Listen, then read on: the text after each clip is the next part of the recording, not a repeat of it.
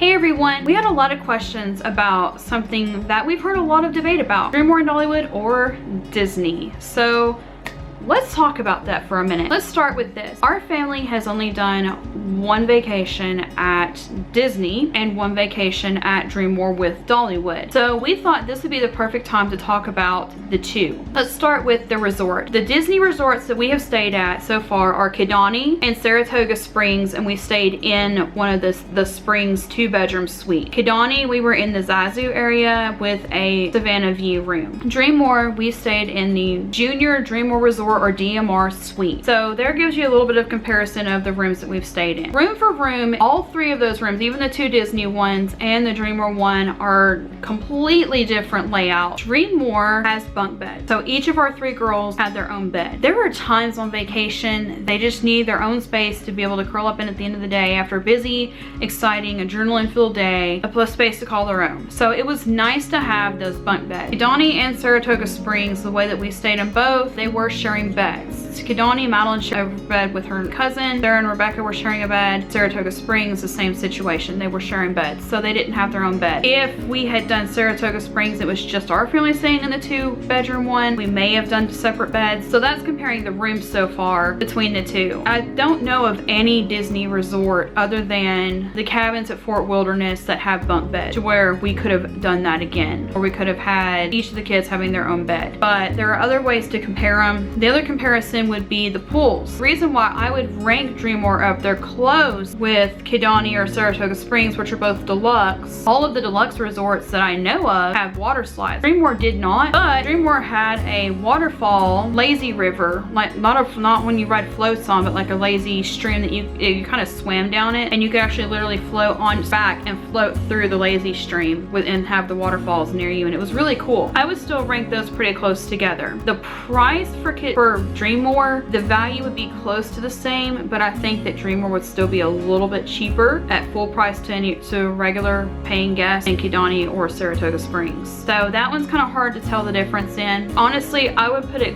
reminded me more of like Saratoga Springs because Kidani is very animal theme based, whereas the rooms there, just, I don't know, the style kind of reminded me of the style of Saratoga Springs so far, except DreamMore is obviously butterfly themed. Saratoga Springs is the horse derby theme. Let's talk about the parks. Dollywood obviously only has one theme park and one splash park.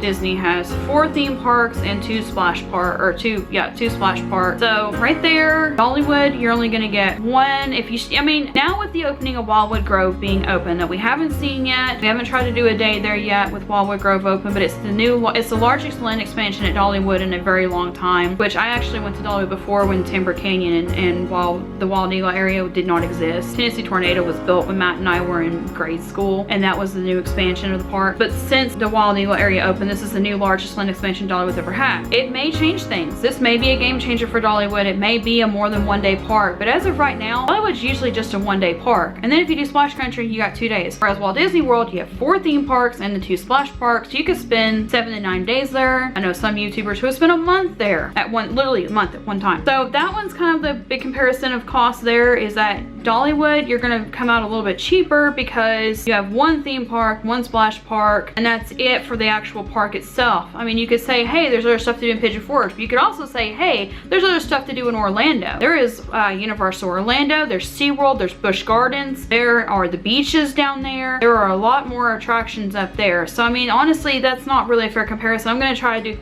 like just park to park. So for the size of the park, it's kind of hard to picture because like Dollywood like goes up and then it comes around, then it's got a land expansion over here and then a little bit down here. So like if you mapped it all the way out though, I still think Magic Kingdom possibly is bigger. They may be close to the same size now. There's still plenty to do at Dollywood. There's still plenty to do at Walt Disney World. Food, there's not as huge of a variety of food at Dollywood. The new Wildwood Grove is supposed to have like a new Mexican area, which to me it doesn't go with the theme, but it does add another culture of food to have at Dollywood year round other than just the Festival of Nations. There's mostly just home cooking. I said that on purpose. I did say home cooking on purpose because that's how they say it. There's barbecue, and when I say barbecue, I mean like the way the South defines barbecue. There's burger places, there's a 50s diner, whereas Magic Kingdom has a more diverse and several more areas to eat for dining. The other major difference is before Wildwood Grove opened, Wildwood Grove did add 2 new characters, Flit and Flutter, that they are introducing, Where are they gonna go with these characters? Are they gonna have like movies and things like the Disney characters have? I don't know. But right now, that's another perk that Magic Kingdom has versus, is because they have all the magical characters. You can meet all your favorite princesses. You can meet Mickey and all of his friends. You can even meet villains there on occasions, and I think you can meet some of them year round. But there is still some major differences there. Let's talk more about what would make us choose one or over the other. Dollywood does have a lot more advantage for us because we're 2 hours away. Disney is like 9 to 12 hours away depending on traffic. Yes, we could fly, but honestly the comparison of flight plus the way it's at the airports and the transfers and all that, you literally would only be saving 2 hours to fly because the only flight you can get from Knoxville to Orlando is Sanford, and it's an hour from Orlando, so then you still have to pay for the transfer over, and you gotta pay for the transfer back when you're done, and you gotta pay for the carry-on, and when you've got kids, carry-on can get expensive, or luggage can get expensive. So for us, flying versus driving is not gonna matter. It's still gonna be a lengthy trip to get there and still have the cost of either airfare or car rental plus gas, because we don't like driving our own cars like that far on a trip. So Dollywood is closer, so that's an advantage for us. If you live like up in Michigan, it's not as much of an advantage, and you can probably get airfare cheaper. That would depend on where you are, but for us personally, where we are, Dollywood has an advantage for being closer.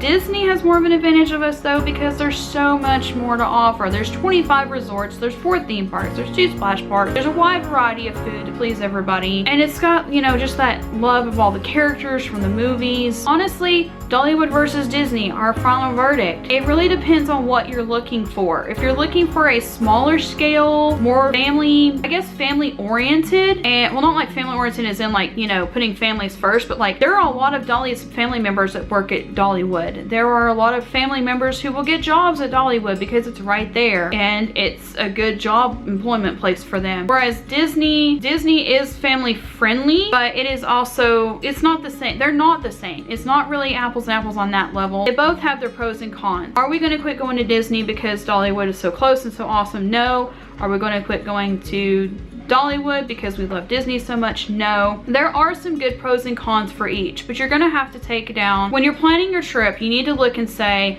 what is my budget? What do I want to accomplish with this trip? How many people am I taking? What is my absolute utmost goal for this trip? Our Dollywood trip, it was what Sarah wanted. She wanted Dollywood and she wanted to stay at a hotel that had a nice pool so she could swim outside because there's nowhere to swim in our county. Disney still has a very big draw for us. So will we do both? Our goal is to try to do both. Will we go to Disney every year? No, because of the cost. But would we stay at DreamMore more often for local trips? Probably, just because it's closer and it has everything that our family wants. So that is our quick comparison. Like I said, you're gonna have to break it down yourself and see what you want. You want to compare and look at the pros and cons. Both of them have very strong pros and both of them have some minor cons depending on what you want in a trip.